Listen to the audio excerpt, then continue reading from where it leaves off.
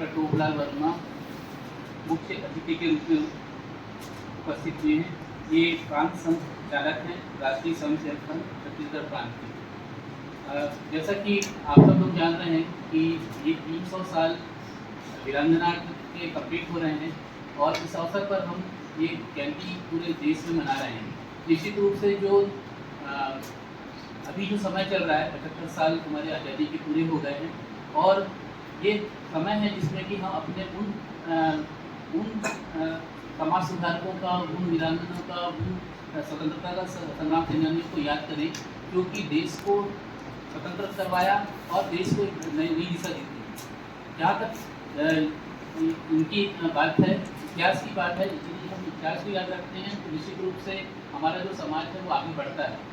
ये यदि बात करें महारानी अहिल्याबाई होलकर की बात करें तो न केवल वो उत्तर प्रशासक थी, समाज सुधारक थी और यदि देखा जाए तो आज के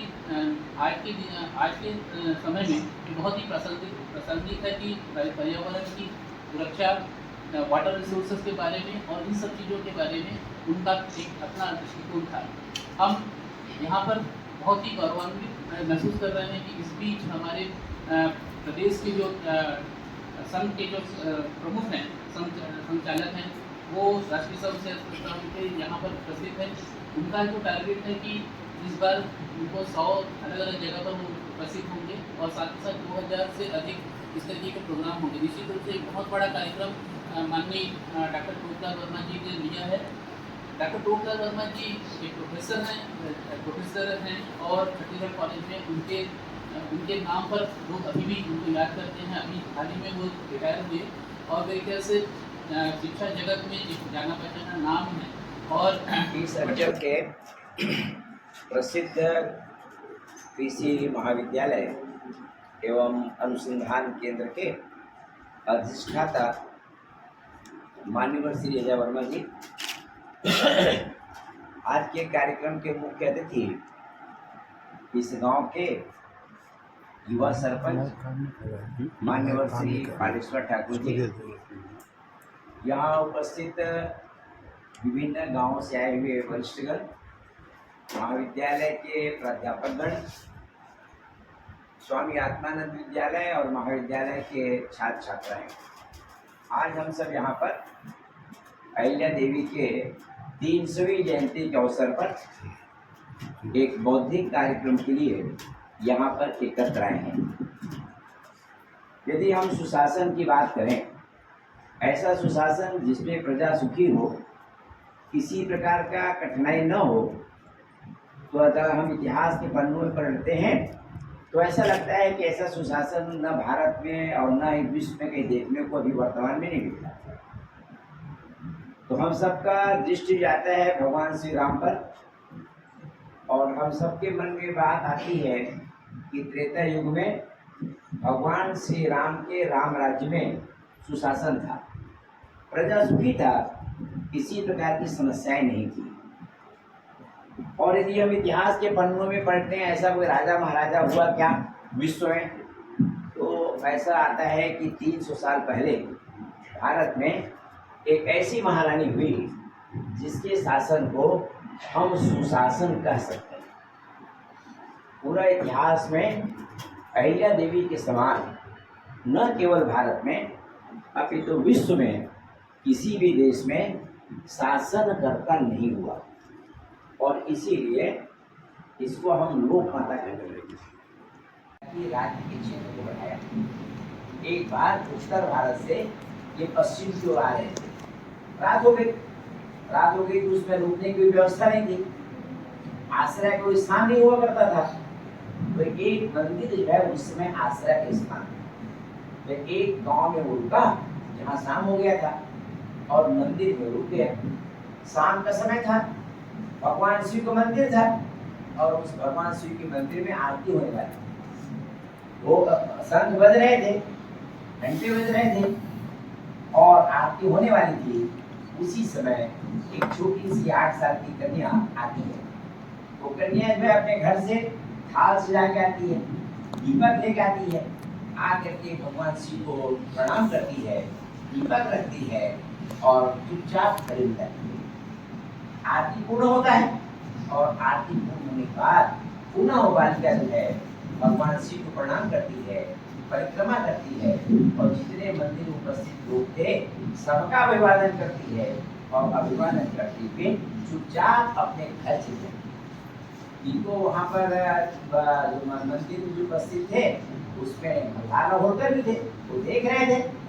देख करके उसके मन को बड़ा प्रभावित किया, ये कैसी धर्मपरायण बच्ची है, बड़ा सुशील है, बड़ा ज्ञानी है, ये जहाँ भी जाएगी वो घर में पुण्य हो जाएगा, ऐसी कन्या किसकी होगी, ये चिंतन कर रहा है।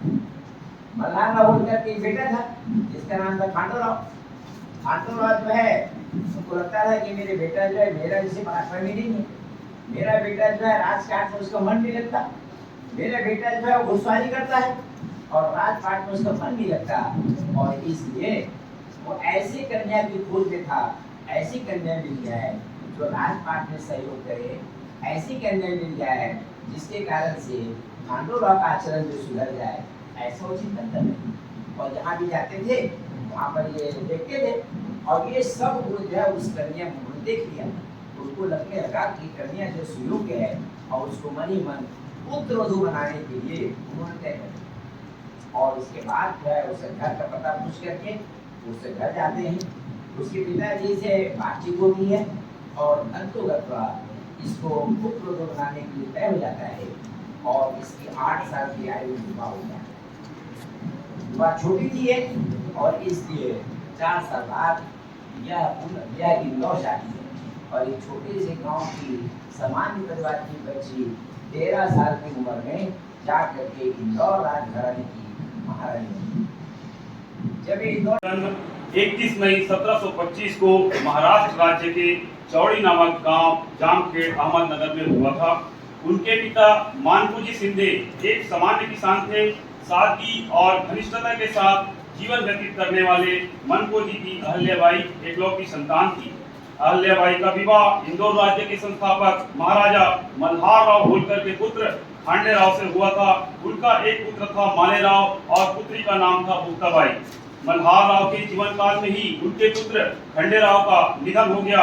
अतः मल्हार राव के निधन के बाद रानी अहल्याबाई ने राज्य का शासनभार संभाला। अहल्याबाई ने अपनी मृत्यु पर्यंत बड़ी कुशलता से राज्य का संचालन किया। अहल्याबाई ने स्त्रियों को उनका उचित स्थान दिलाया, नारी शक्ति का भरपूर उपयोग किया। उन्होंने बता दिया कि नारी शक्ति किसी भी पुरुष शक्ति से कम नहीं है। लड़कियों को पढ़ाने लिखाने में जो घरों में थोड़ा चलन था उसे विस्तार दिया। दान दक्षिणा में उन्होंने महिलाओं को प्राथमिकता दिया। सन 1737 से 1795 तक मालवा की रानी के रूप में 28 साल तक उनका शासन रहा। अहल्याबाई के शासनकाल में संपूर्ण प्रजा सुख और शांति तथा समृद्धि से खुशहाल थी। प्रजा आनंदित थी, इसलिए लोग उन्हें लोक माता की दर्जा के रूप में सम्मानित करते थे। उन्होंने अपना राजधानी ओंकारेश्वर पास होने के कारण, नर्मदा के प्रति श्रद्धा होने के कारण महेश्वर नामक स्थान में बनाया। मराठा प्रांत की राजमाता अहल्याबाई होलकर ने एक छोटे से गांव इंदौर को एक समृद्ध और विकसित शहर बनाने में अपनी महत्वपूर्ण भूमिका निभाई। देवी अहल्याबाई का सादगीपूर्ण जीवन, नीति युक्त शासन और कुशल राजनीति का यह इतिहास में एक विशेष स्थान है। कवि मोरोपंत के शब्दों में देवी अहल्याबाई का निष्ठावान और कर्तव्यपरायण चरित्र महाराष्ट्र ही नहीं अपितु पूरे देश में लोकप्रिय है। वह गंगा नदी के समान पवित्र है, सदा सद्भावना युक्त कार्य कर सभी का कल्याण करती है। इन्हीं सद्गुणों के साथ वह जन जन के हृदय में स्थान बनाए हुए है। लोक माता अहल्याबाई होलकर त्रिशताब्दी समारोह समिति का गठन देवी अहल्याबाई होलकर के 300वें जयंती वर्ष को पूरे देश में मनाने के लिए लोक माता अहल्याबाई होलकर त्रिशताब्दी समारोह का गठन किया गया। इस समिति में पद्म भूषण सोनल मान सिंह तथा पद्म भूषण सुमित्रा महाजन समिति की सदस्य हैं। समिति की अध्यक्ष प्रखास शिक्षाविद चंद्रकला पाड़िया तथा कार्याध्यक्ष कोलवंश राजवंश के उदय सिंह राजे होलकर के मार्गदर्शन में लोक माता के संदेश को जन जन तक पहुंचाने के लिए वर्ष भर विभिन्न कार्यक्रम आयोजित